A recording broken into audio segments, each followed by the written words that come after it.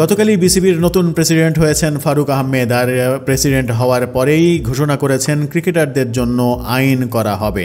অন্তর্বর্তীকালীন সরকারের প্রধান লক্ষ্য দেশ সংস্কার করা, সেই আলোকে বিসিবিতেও সংস্কার হবে এমন ঘোষণা দিয়েছেন ফারুক আহমেদ। তিনি বলেছেন, আজ গুরুত্বপূর্ণ একটা দায়িত্ব আমাকে দেয়া হয়েছে। বিভিন্ন পরিক্রমায় আমি এখানে খেলেছি, অধিনায়কত্ব করেছি, নির্বাচক প্যানেলে ছিলাম 3 মেয়াদে।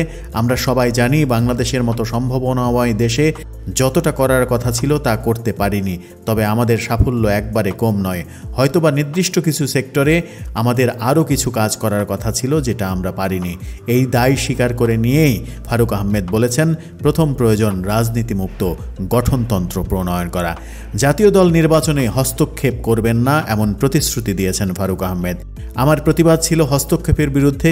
খুব বেশি মানুষ আমি পাশে পাইনি। আপনারা যারা লিখেছেন, একটা অনিয়মের বিরুদ্ধে লড়াই করে আমি পদত্যাগ করেছি। আমি যেহেতু ওই কাজটা করেছিলাম তাই হস্তক্ষেপের সম্ভাবনা জিরো বলবো না, নাই বললেই চলে। আপনারা বোর্ডের পলিসির সঙ্গে দল নির্বাচনের পলিসি মিলিয়ে ফেলবেন না। তিনি বলেছেন, স্বার্থের সংঘাত মেনে নেব না। একটা গুরুত্বপূর্ণ ঘটনা, এটা নিয়ে আমরা আলোচনা করব।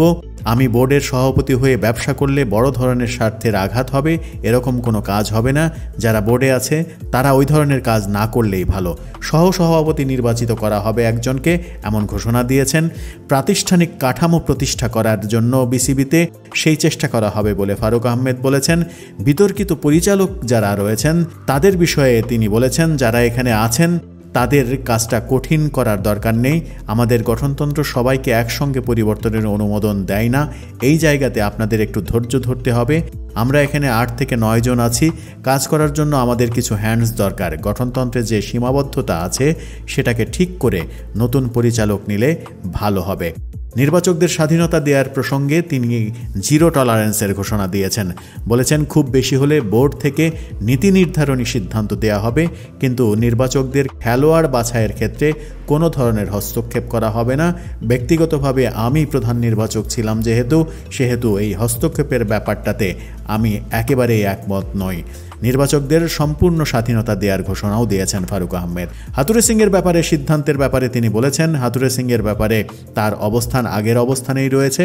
এখন বোর্ডের সঙ্গে তার চুক্তি, সেই চুক্তির মেয়াদ এবং চুক্তির শর্তাবলী দেখে পরবর্তী সিদ্ধান্ত নেওয়া হবে।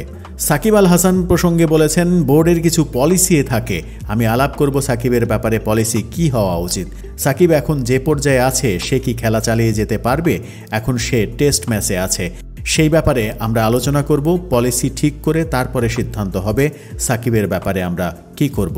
লোকাল কোচ বিষয়ে ফারুক আহমেদ বলেছেন, দেশি কোচরা আমার মনে হয় খুব ভালোভাবে আছে, তবে একমাত্র সিদ্ধান্ত হওয়া উচিত না, আমি আলোচনা করে সিদ্ধান্ত নেব।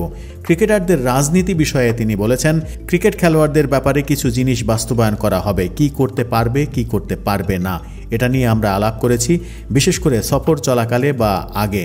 চুক্তিতে যদি লেখা থাকে সফর চলাকালে কোনো বিজ্ঞাপন করতে পারবে না, তাহলে সেটার জন্য কেউ অনুমতি নিতে আসবে না।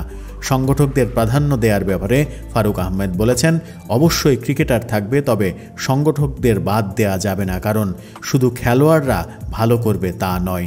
এই প্রসঙ্গে সাংবাদিকদের প্রশ্ন ছিল। ফারুক আহমেদই প্রথম সাবেক অধিনায়ক হিসেবে বোর্ডের প্রেসিডেন্ট হলেন। সংগঠক পর্যায়ে সাবেক অধিনায়ক এবং সাবেক খেলোয়াড়দের নিয়ে আসার প্রসঙ্গে ফারুক আহমেদের মতামত জানতে চাইলে ফারুক আহমেদ স্পষ্ট করে বলেন, শুধু খেলোয়াড় হলেই যে তিনি সংগঠক হিসেবে ভালো করবেন তা কিন্তু বলা যায় না। সংগঠকদের অবশ্যই প্রয়োজন রয়েছে।